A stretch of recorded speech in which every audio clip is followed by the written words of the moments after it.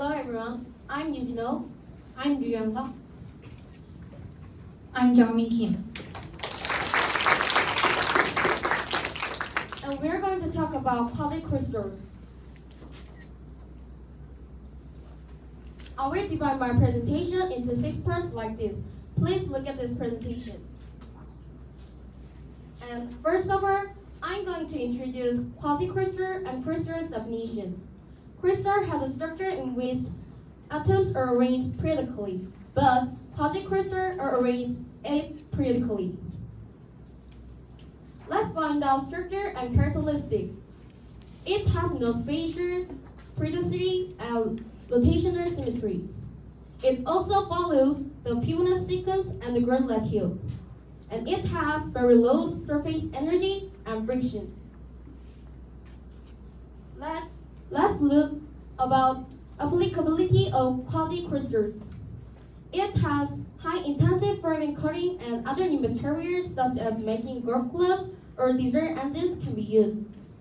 It also used as external materials for electronic devices such as mobile phones due to their excellent strength and vibration absorption, and are used in new semi-crystalline materials such as alloy engines with new characteristics or converting heat of insulation into electricity. Finally, let's learn about Penrose tunneling. Penrose tunneling is a mathematical proof which cannot fill a plane with a pentagon of the same size, but fills a plane with 2 figures. Before explaining more about Penrose tunneling, we first learn about periodic and aperiodic tunneling.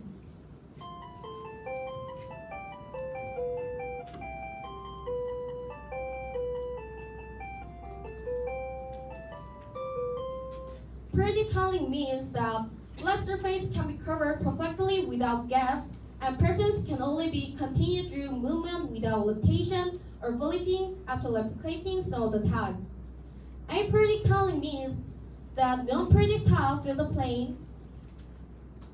And then, what is the minimum number of tiles required for aperiodic tunneling? We can answer this question with this proof. Start with a pentagon. Adding another pentagon to the surrounding, we notice that the gap and the entire shape of it were pentagonal. After that, split pentagons into smaller pentagons. The conjoining pentagons are connected in a lumbar shape. Fill the empty space, and we're going to divide the smaller pentagons. This is the result. And we can notice that 5 times symmetry allows aperiodic plane tunneling. To make proof simpler is a second proof. The first green one is a kite and the red one is dirt. So we can ensure a single tile can only tile plane aperiodically. Now we will talk about development of polyhedral curved surface, starting with the ignition equation of the Fibonacci sequence. Let's say the ignition equation of the Fibonacci sequence is an plus 2 equals an plus 1 plus an.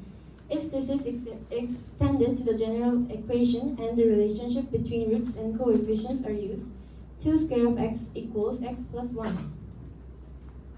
Now 2 square of x minus 1 equals 0, and p times 2 square of x plus q times x plus r equals 0.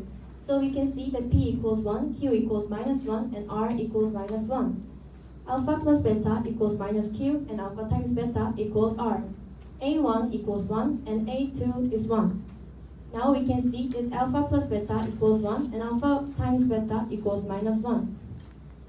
We can find the general term of the Fibonacci sequence by creating a repetitive form and substituting it into the general form after solving the system of equations. Now the value becomes an, which is 1 over root 5 times n square of 1 plus root 5 over 2 minus n square of 1 minus root 5 over 2. The ratio expression is an plus 1 equals n plus 1 square of beta minus n plus 1 square of alpha over beta minus alpha. Now we can see an plus 1 over an equals beta minus alpha times n square of alpha over beta over 1 minus n square of alpha over beta. If we put a limit on this value, it converges to 0. As you can see, beta equals 1 plus root 5 over 2, and the value of alpha is 1 minus root 5 over 2. Beta is bigger than alpha, so limiting n to infinity on n squared of alpha over beta, it converges to 0. The ratio of the Fibonacci sequence is 1 plus root 5 over 2. The diffraction pattern of this quasi-crystal structure is the golden ratio, which is 1.618. And this is the same value as 2 cosine pi over 5. The Penrose tiling has a lot to do with this. The method using this property is a section method of obtaining a quasi-crystal structure from a grating that is periodically decorated at a higher level. Now we'll talk about the polyhedral fabrication. If the part shown through the two types of rhombus is shown using a bird's eye view as shown in the figure next to it, it can be seen that the two types of rhombus appear as one, and the same rhombus on the plane. These rhombus have the same length and a reference angle is different. Two rhombus are based on an acute angle and one on an obtuse angle. The basic form of the stereoscopic form of the quasi-crystal structure system represents the form of a hexahedron represented using these two types of rhombus, with different angular character at the basic element. All sides of this hexahedron represented at the basic form of the quasi-crystal system are formed of the same rhombus. In addition, the shape of this hexahedron is the same rhombus shape on all sides, but the shape of the two hexahedrons varies due to the difference in the reference angle. The two hexahedrons presented at the basic elements of the quasi-crystal system are combined to produce a tetrahedron and an icosahedron. An icosahedron is manufactured using 5 hexahedrons each. A 30-sided body is manufactured using 10 hexahedrons each. You can start at this icosahedron.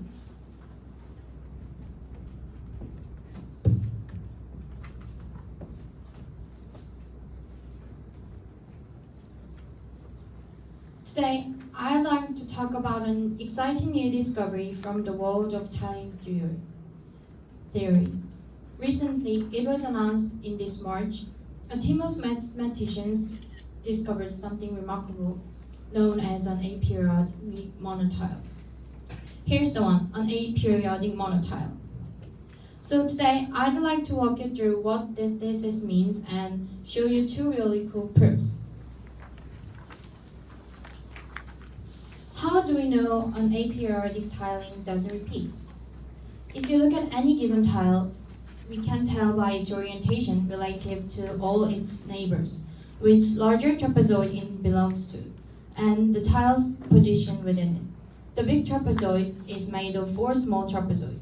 I'm going to number those trapezoids 1, 2, 3, and 4. Then take a look at the picture on the right side. The trapezoid that makes up the trapezoid in the center of orange area are numbered in 1, 2, 3, and 4. Then in the entire orange area, we can separate the area into 4 smaller trapezoids and number them as we did in the first step. Now look at the whole picture. Repeating the numbering steps will give us a sequence of numbers which tells us where this tile is within the larger structure. So we can get coordinates with the hierarchy, and any two tiles will have different coordinates since they're going to be in different places. If the pattern repeated, then there would be 2 tiles somewhere with the same sequence, since the sequence is determined by the orientation relative to the neighbors. And the neighbors will all look the same since the pattern is repeating. And that can happen since we said the coordinates are all different, so there can be a repeated pattern. A tiling like this never repeats is called aperiodic.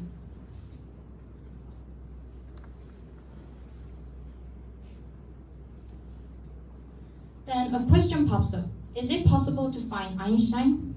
Einstein, which means one stone in German, is a tile that only has aperiodic tiles. A few years back, this thing was discovered. All of these disconnected bits are part of the single tile. But that's kind of unsatisfying. I mean, it's really cool, but if you saw a tiling with this in the wild, you would think it used 3 different kinds of tiles, not just one. So what we really want is a connected aperiodic tile. meet the head. When we tile the plane, it looks like this. It's a pretty pattern and it feels like there are some hints of structure there, but it doesn't look like it repeats. So how can you prove it? As we did before, number the tiles and then we find different sequences. The argument has the same structure as most other proofs of aperiodicity. Find meta tiles, put them in a recursive hierarchy, and extract coordinates. So if that were all, this paper wouldn't have gotten mathematicians so excited. But the authors didn't stop there. They actually found a second proof. This one is very different from any that came before, and in the process, they found not just one, but an infinite family of aperiodic monotile. If you look at our head as a 13-sided polygon, we see that it has size of 3 distinct lengths, 1, 2, and root 3.